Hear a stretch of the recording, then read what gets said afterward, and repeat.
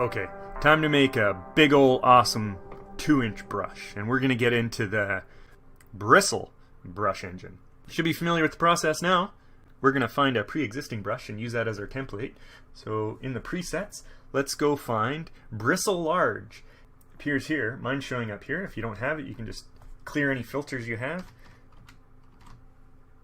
Type in Bristle, and I'm going to start with Bristle Large. Let's go up to the brush engines. Now you can see Bristle Large is one of the few presets that we have that actually uses the bristle engine. Okay, let's see what gradient we have. Got nothing there. That's okay. Our foreground color and background color are white.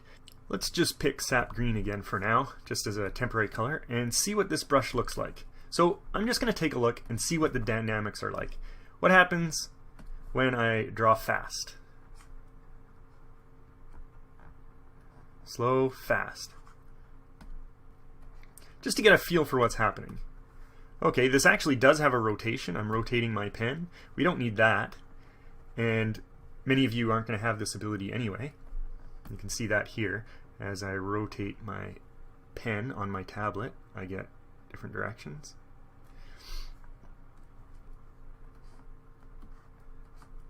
And as it is, we are not going to be making any cool trees with this thing. Okay, first let's change the shape. So the shape is a rectangle. It's kind of faded on the edges, and it is 31 pixels wide. What do we want? We probably want something more like an oval. So I'm going to change the shape to a circle. So we have an oval. And I'm going to change the ratio to about 0.25. We're going to change the size to 100. So that's going to be a 1-inch brush, but we can always increase it later.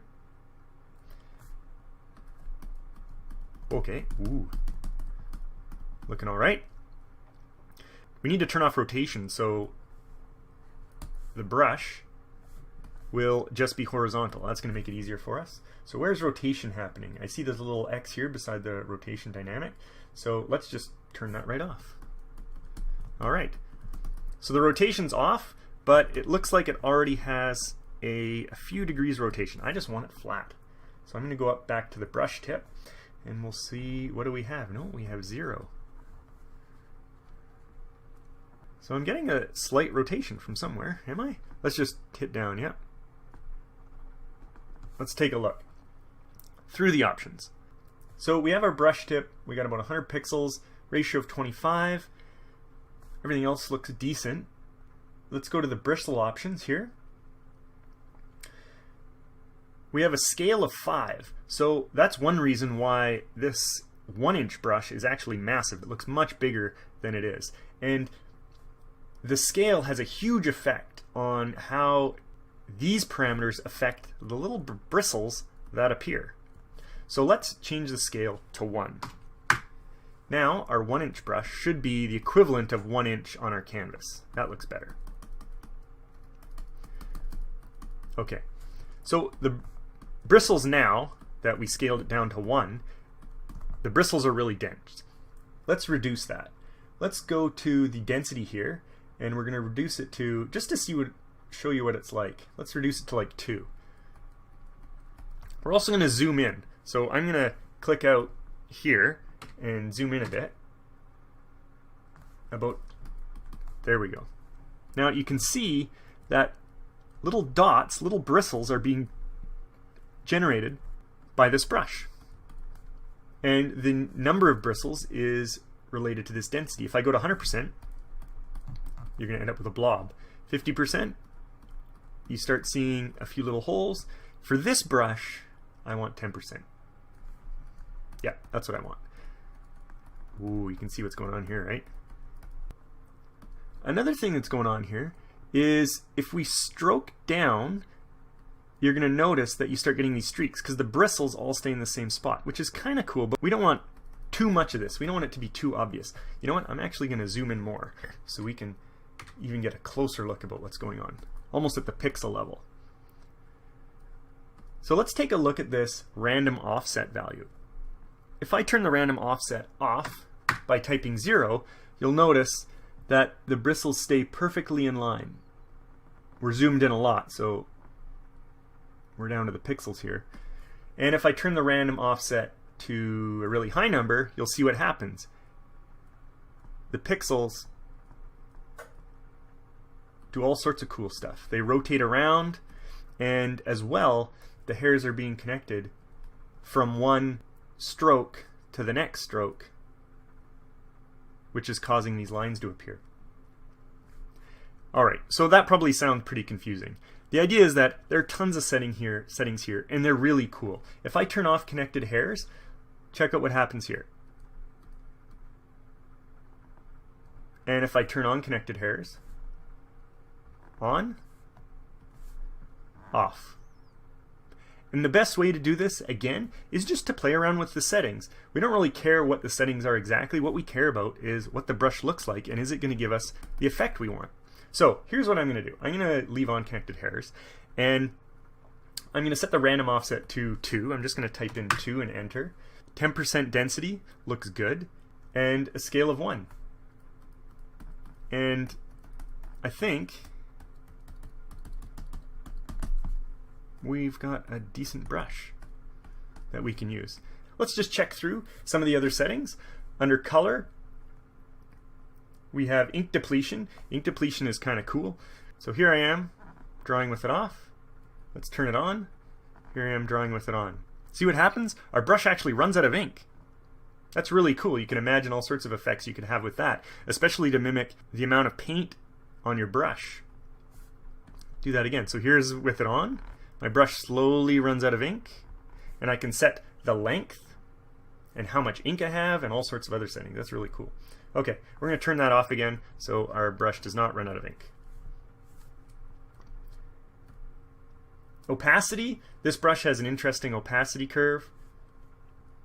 Again, that means how much pressure you have here and how transparent your brush stroke is. The size, the brush does not change size. It's always the same size regardless of the speed or the pressure or anything else. If I did turn it on, it looks like by default I'm adjusting the size based on the pressure. So I could have a small brush, and the more pressure I have, the brush gets bigger, and less pressure, more pressure. But we don't need that. Rotation, that's off again. I turned that off before it was being affected by the tilt of my pen.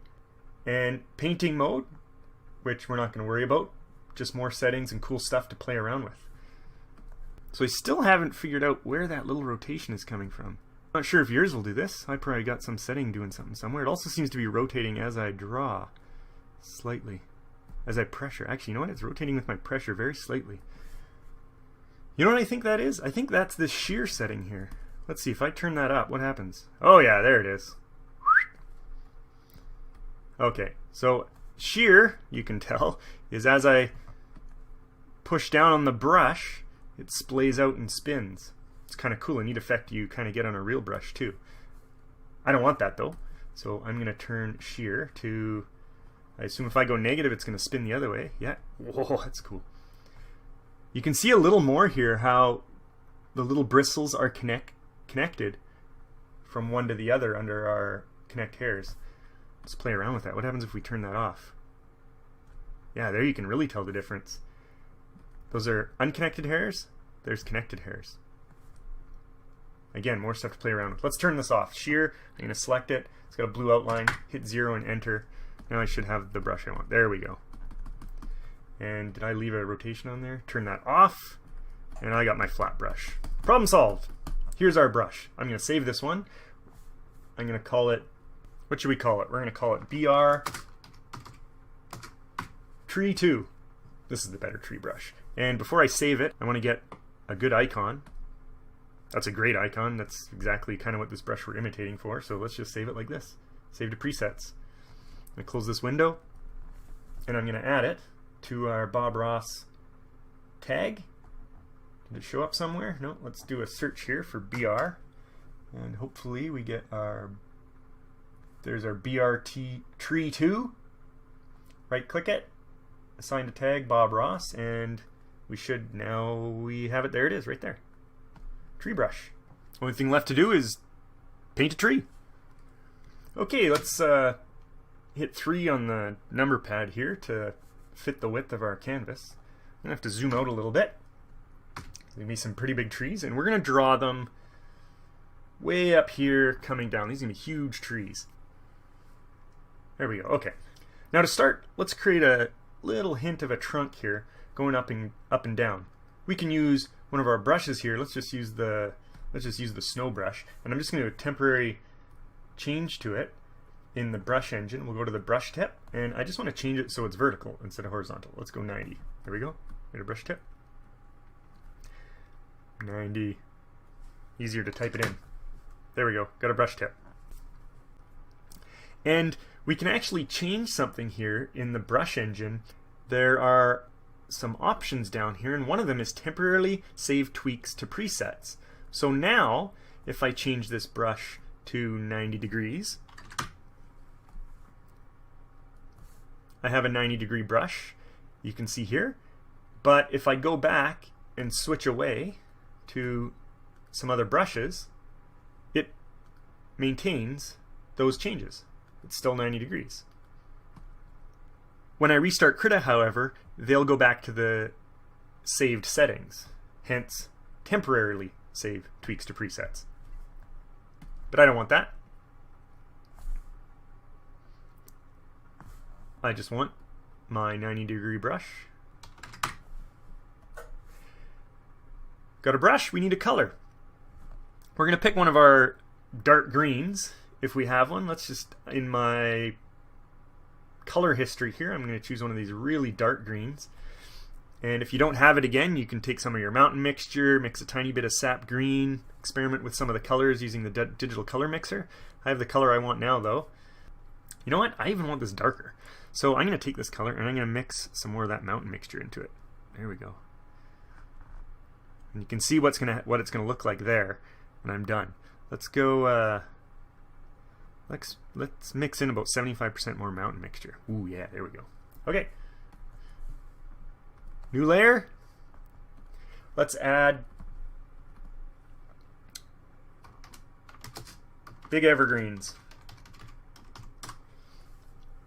And we're just going to add a slight hint there, and we'll add another one over here. Just at the top. There we go. Let's go back to that tree brush we made, and here we're going to follow a similar technique where we start with a small brush at the top, and we're going to slowly increase the size of the brush using the right square bracket. So with the left square bracket, let's reduce the size of the brush really small at the top, and we're going to this time, whew, that's dark. Okay, let's undo that. We're going to really gently, now this time we can actually have a little bit of downward stroke because we have this new bristle brush. So it's not going to create that same weird splotchy effect with that simple pixel brush we created. Now we can kind of go back and forth and create a much better effect. So I've increased the brush size. I'm kind of going back and forth in a zigzag pattern to get that actual distinct branch look that Bobby pulls off. This is a really dark color. You might want to go back and lighten that up later. We don't want to do too many streaks because we don't want to get something like that. So we're just trying to do short little bursts there. Now Bobby has this down much better than I do, and the way he goes back and forth with his branches is pretty impressive. You can see we got the start of it here.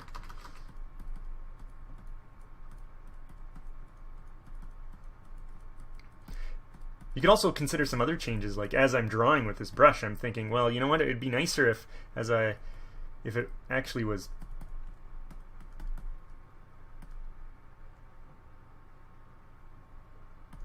maybe a bit more random, or the pressure dynamics were a little bit different, like it was much more faded or pale. But that's not bad. I have to say that looks like a much better tree than this one does. And if I can figure out the proper spacing for these branches, it'll look even better. Let's do the other one. We're just going to do, again, I can zoom in a little more here. We'll get a better idea. And this creates some...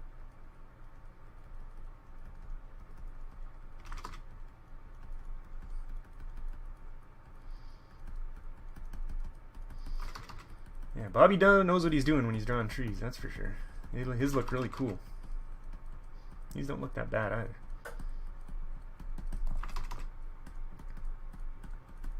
This is a really dark color. I want to go back up and lighten this up a bit with a filter, adjustment filter, colors, brightness, contrast curve. We could also reduce the opacity. Now it's not going to matter much what's happening down here because we're going to be doing some big deciduous trees.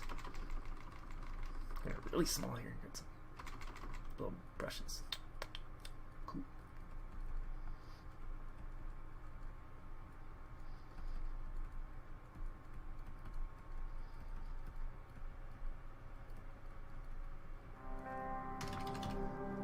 Okay, we got some half-decent trees here.